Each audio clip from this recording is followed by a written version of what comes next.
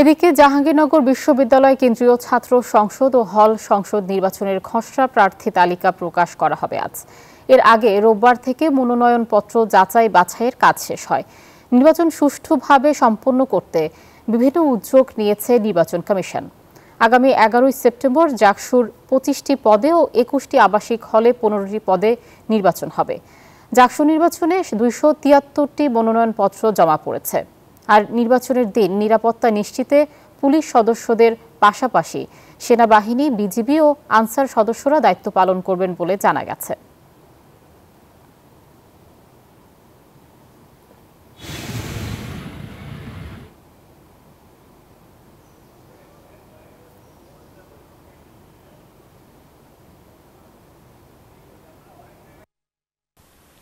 কাজী আয়েশা, আপনাকে ধন্যবাদ। আপনি যেমনটি বলছেন, এই মুহূর্তে রয়েছি জাহাঙ্গীরনগর বিশ্ববিদ্যালয়ে এবং 33 বছর পরে জাকসুর যে নির্বাচন সেটা হতে যাচ্ছে এবং এরই মধ্যে কিন্তু যে প্রচারণা করছে বিভিন্ন প্রার্থীরা কিন্তু যে আপনারা জানেন যে এই জাকসু নির্বাচন ঘিরে তারা কিন্তু বিভিন্ন হল এবং বিভিন্ন চায়ের আড্ডায় সেখানে গিয়ে তাদের যে ভোটারদের কাছে যায়, তাদেরকে যোগ্যতার প্রমাণ করার জন্য সেখানে যায় ভোট চাচ্ছে। একই সঙ্গে আমরা যে জাকসু ভবনে এসেছি, যে সিনেট হলের জাকসুর যে নির্বাচন অফিসে, সেই অফিসে কিন্তু এখন বন্ধ রয়েছে এবং তালা ঝুলানো রয়েছে।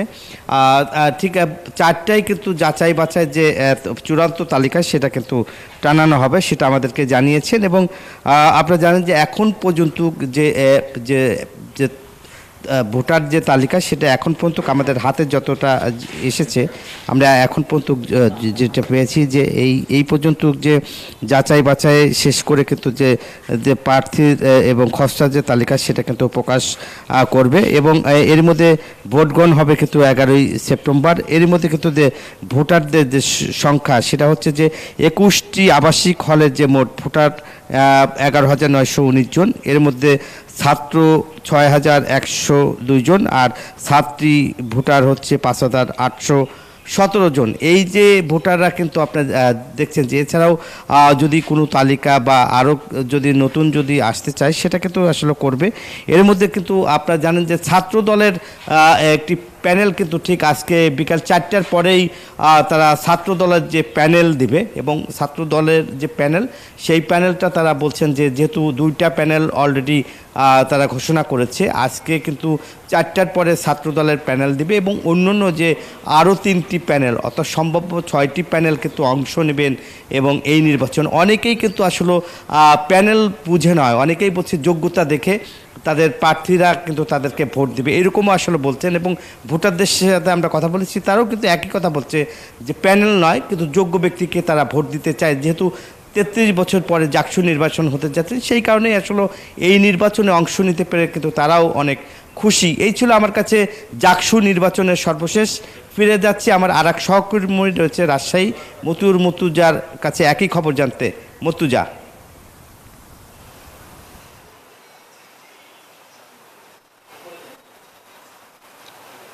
নাজমুল, রাজশাহী বিশ্ববিদ্যালয় কেন্দ্রীয় ছাত্র সংসদ নির্বাচনের মনোনয়নপত্র গতকাল থেকে বিতরণ শুরু হয়েছে।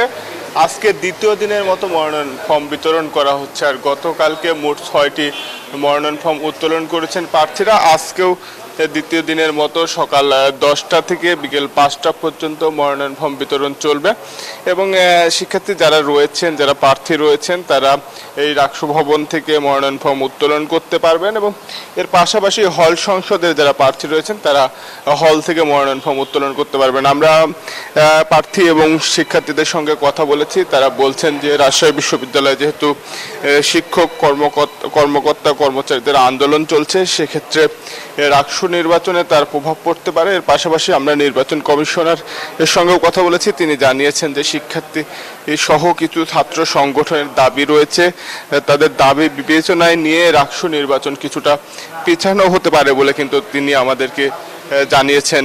এবং গতকালকেও আলোচনা চলেছে বিভিন্ন ছাত্র সংগঠনের সাথে রাকসু নির্বাচন কমিশনের। আজকেও হয়তো আলোচনা চলবে এবং আগামীকালকে হয়তো আসলে জানানো হবে যে রাকসু নির্বাচন পিছাতে পারে কিনা সে বিষয়ে তারা আমাদেরকে জানাবেন।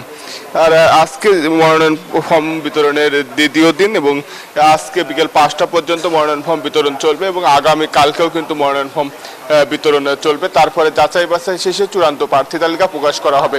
এই ছিল রাজশাহী বিশ্ববিদ্যালয় থেকে সর্বশেষ আয়শা।